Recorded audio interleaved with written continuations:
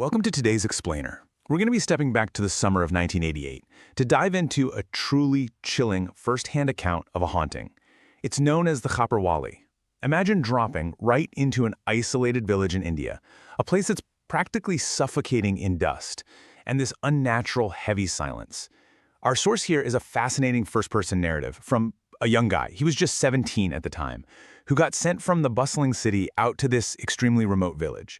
He showed up totally armed with modern skepticism, ready to laugh off all the old ghost stories. But as you'll see, the village had entirely different plans for him. So, picture this. You arrive at dusk, and there's nobody sitting out in the squares, there's no laughter, no radios playing in the background, nothing. Everyone is literally hurrying inside and deadbolting their doors. The silence in this village isn't just an absence of noise, it's this heavy, oppressive presence. It's the kind of quiet where you can hear your own heartbeat pounding in your ears. This intense sensory deprivation sets up the perfect psychological canvas for what happens next. And right into that thick silence drops its chilling warning. Literally the moment our narrator arrives, his grandmother, with her face totally drained of any humor, grabs his wrist and gives him this incredibly strict rule. If you hear a voice in the dark, never answer. Let me tell you, that immediately shatters his city boy skepticism. She doesn't explain what the voice is or why it's calling out. She just locks the heavy wooden doors. The tension is absolutely palpable. You quickly realize this isn't just a spooky folklore story. These are the local rules of survival. Fast forward to around 10 p.m. on that very first night. The village is plunged into absolute pitch blackness. And then the sound begins. Just scrape, scrape, scrape. The author describes the agonizingly slow auditory detail of something incredibly dry dragging against the dirt right outside his bedroom window. It's not the erratic rustling of an animal, it's deliberate, it's paced, and it is heading directly for the front door. Suddenly, the scraping just stops, the silence returns, heavier than ever, and then, cutting through the darkness, an impossibly quiet, disembodied female voice asks a fatal question right through the wood of the door. Are you awake? Our narrator is about to answer. He actually thinks it's just a neighbor, when his grandmother claps a trembling hand over his mouth and physically pulls him back into the shadows. The rule is real. The threat is literally right outside the door. So what exactly was making that awful scraping sound? Well, the villagers call the entity the Khapar Wali. A khapar is a dry earthen clay pot traditionally used by beggars to collect alms. Knowing that grounds the terror into a physical object. It's not just some translucent ghost gliding on the wind. Actually, scratch that. It's much more visceral. It's an entity physically dragging a heavy dry clay pot across the parched earth, which adds this deeply tactile, gritty layer to the drag. Which leads us to the next morning. Section title, The Mad Uncle's Fate, A Clinical Descent. The sun is up, sure, but that palpable fear from the night before is still hanging in the air. The narrator tries to ask the locals about the voice, but they all just look away. Finally, a local boy named Ram Avatar shares the grim reality of what actually happens to those who break the grandmother's rule. He tells the story of his uncle, and what's wild is how clinical and predictable the curse is. It basically follows these steps. First, the voice calls in the dead of night. Second, the victim answers. Third, the victim entirely loses the ability to sleep. They start muttering to themselves, endlessly digging their hands into the dry dirt. And finally, the compulsion just takes over. The uncle wandered out into the fields at night as if called by some invisible force. When they finally found him, he was alive, but his mind was completely gone. He never spoke another word. The entity literally dismantles a person's mind just for saying yes. Now that brings up a terrifying question. A stranger's voice is easy enough to ignore once you know the rules, right? But what happens when the supernatural threat adapts its tactics? What happens when it preys not on your fear, but on your love and familiarity? On the second night, the scraping returns, but this time it's not some anonymous old woman, it is the narrator's mother.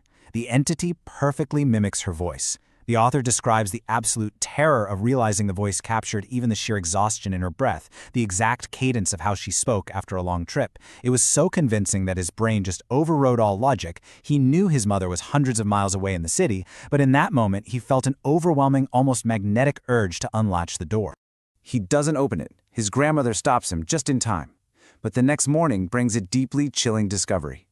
Our narrator wakes up feeling totally exhausted, as if he hadn't slept a wink. He looks down and finds mud packed tight under his fingernails and dry dirt completely coating the soles of his feet. The implication here is terrifying. He had unconsciously tried to walk outside toward the voice in his sleep.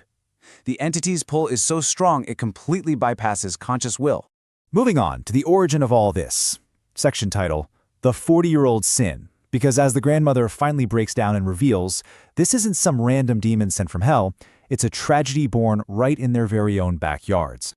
To really understand this, we have to trace the timeline way back to the drought of 1948, months with absolutely no rain, crops completely failed, and starvation set in hard.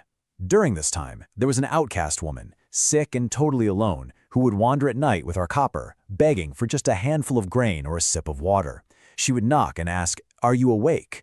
But the villagers, who were terrified of losing their own meager rations, kept their doors tightly shut. They just sat in silence and ignored her. Eventually, a massive storm hit. Days later, they found her dead out in the fields, her lifeless hands still clutching that empty, dry clay pot. The village killed her. That's the grandmother's tearful realization. You see, the entity that drags its pot through the dirt every night is actually the physical manifestation of their own collective apathy. The villagers aren't being haunted by a monster, they're being haunted by the echo of their own cruelty. The real reason the ghost asks, "Are you awake?" is because on her final night alive, no one would answer her. This brings us to the climax. Section title, The Confrontation. The tension hits an absolute boiling point when the grandmother, who has been burdened by decades of guilt, is finally pulled into the entity's trap. Our narrator wakes up to find the heavy front door swung wide open and his grandmother sleepwalking out into the pitch-black fields. He rushes out into the dark, grabs her cold hand and yanks her back. And right at that exact moment, the white figure in the dark stops. The voice shifts. It is no longer the weak, mimicking plea of a beggar or a mother. It becomes this heavy, booming, supernatural anger. Let her come, it demands. The narrator somehow manages to drag his grandmother inside, but the message is crystal clear. The entity is done waiting. Now we reach the final encounter. Night 4. The grandmother is completely broken, just weeping with guilt over the village's past. And it clicks for the narrator. He realizes that hiding behind locked doors is exactly what created this nightmare in the first place. So when that hushed, scraping sound returns to their porch one last time, followed by a knock and that dreaded question, he makes a radical decision. He doesn't cower in fear this time. He goes and fills a small bowl with fresh water. He walks straight to the door, slides the heavy latch, and opens it wide to the pitch-black night. And the second that wooden door swings open, the howling wind suddenly stops dead. Standing just a few feet away is the bent, white figure in the dark. But as the narrator steps forward, with his hands visibly shaking, he realizes the figure isn't some terrifying demonic beast. It's just an exhausted, broken woman holding a cracked pot. He gently places the bowl of water on the ground before her. And reacting to this offering, she slowly, finally, lowers her clay pot. She wasn't a monster. She was just a thirsty soul, frozen in her final moment of ultimate rejection. The very moment she touches the water, this massive gust of wind sweeps through the courtyard, instantly blowing out the lantern. When the narrator opens his eyes, the entity is gone. Only the empty bowl of water and the shattered remains of the old clay pot are left behind in the dirt. A simple act of true empathy finally broke a 40-year cycle of cruelty. And the aftermath was immediate. That awful scraping voice never returned to the village. The oppressive, deafening fear that had literally choked the community for decades finally lifted.